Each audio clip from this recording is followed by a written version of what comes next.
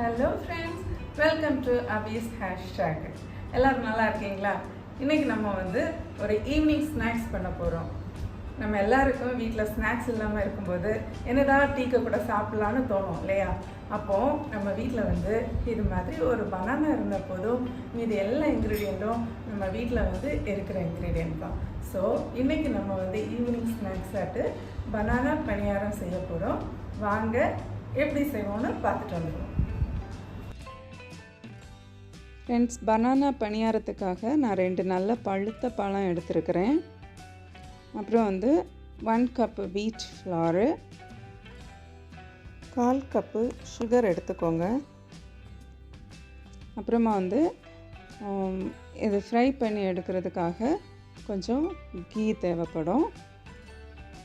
இப்போ நம்ம ஒரு மிக்ஸி ஜார் எடுத்து நம்ம வச்சுருக்கிறதான பனானாவை சின்ன சின்ன ஸ்லைசஸாக மிக்ஸி ஜாரில் போடுவோம்.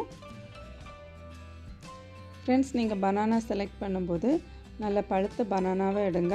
தயவு செஞ்சு நல்ல பழுத்த பனானா டேஸ்ட் நல்லா இல்லைன்னு தூக்கி போடாதுங்க. இந்த மாதிரி செஞ்சு பாருங்கள். இது நிறைய ஹெல்த், விட்டமின், மினரல்ஸ் எல்லாம் உள்ளது. எல்லாருக்குமே ரொம்ப நல்லது. ஸோ வீட்டில் பசங்க இருக்கும்போது ஈவினிங் ஸ்நாக்ஸ் எல்லாம் ஈஸியாக பண்ண வேண்டியது. ஸோ இப்படி செஞ்சு பாருங்கள். இதில் நம்ம இனி நம்மள்கிட்ட வச்சுருக்கிறதான brown sugar 250 gram brown sugar போடுறேன். அப்புறமா வீட் ஃப்ளார் 1 கப்பு. ஸோ இதில் கொஞ்சம் தண்ணி விட்டு நல்லா மிக்ஸ் பண்ணி தோசைக்கு நம்ம அரைச்சி எடுக்கிறது மாதிரி கொஞ்சம் மிக்ஸியில் வச்சு நல்லா அரைச்சி எடுப்போம். அதுக்கு முன்னாடி ஒரு பிஞ்ச் ஆஃப் சால்ட் போட்டுக்கோங்க. உங்கள்கிட்ட இருந்தால் ஒரு பிஞ்ச் ஆஃப் சுக்கு பொடி, இல்லைன்னா ஏலக்காய் பொடி போடுங்க. இப்போ பாருங்கள், என்னோடய மாவு நான் நல்லா அரைச்சி எடுத்துகிட்டு வந்துட்டேன்.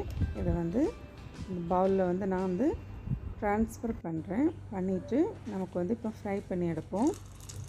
பனியார சட்டியில் கொஞ்சம் கீ விட்டு நல்லா காய்ச்சதும் ஃப்ளேமை குறைச்சி வச்சுட்டு ஒரு ஸ்பூன் எடுத்து விட்டு எடுங்க. பாருங்கள், நம்ம மாவு விட்டதுமே அது நல்லா உப்பி வருது. ஃப்ரெண்ட்ஸ், சொல்ல மறந்துட்டேன். ஸோ அந்த மாவு நீங்கள் மிக்ஸ் பண்ணும்போது கொஞ்சமாக சோடா உப்பு போட்டு மிக்ஸ் பண்ணிக்கோங்க பனியார சட்டியில் விடுறதுக்கு முன்னாடி. இப்போ ஒரு பக்கம் திருப்பி போட்டுட்டு பாருங்கள், நல்லா கோல்டன் ப்ரௌனில் வந்திருக்கு. திருப்பி போட்டு அடுத்த பக்கத்தையும் நம்ம குக் பண்ண வைப்போம். ஸோ இப்போ பாருங்கள், அழகான பணியாரம் நமக்கு ரெடி ஆகிடுச்சு. இப்போ நான் உங்களுக்கு இன்னொரு பேனில் ஆயிலில் நான் ஃப்ரை பண்ணுறேன். யாருக்காவது பணியார சட்டி வீட்டில் இல்லைன்னா செய்ய முடியாதுன்னு ஃபீல் பண்ண வேண்டாம். நம்ம இந்த மாதிரி ஆயிலில் ஒரு ஸ்பூன் மாவு விட்டு இந்த மாதிரி ஃப்ரை பண்ணி எடுக்கும்போது பாருங்கள், அழகாக நமக்கு ஆயில்லையும் ஃப்ரை பண்ணி எடுக்க முடியும். ஸோ ரொம்ப நல்லா டேஸ்டியாக இருக்கும். ஃப்ரெண்ட்ஸ், நீங்கள் செஞ்சு பாருங்கள். செஞ்சு பார்த்துட்டு உங்கள் ஃபீட்பேக்கை என் கூட ஷேர் பண்ண மறக்காதுங்க. பாருங்கள், இப்போ நான் இது நான் பனியார சட்டியில் விட்டது அழகாக ஷேப்பாக கிறிஸ்பியாக இருக்குது. பாருங்கள், இந்த பவுல் நான் எண்ணெயில் விட்டு எடுத்தது. அந்த ஷேப் மட்டும்தான் நமக்கு கிடைக்கல.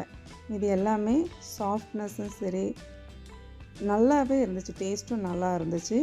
ஸோ ஃப்ரெண்ட்ஸ், நீங்கள் செஞ்சு பார்ப்பீங்கன்னு நம்புகிறேன்.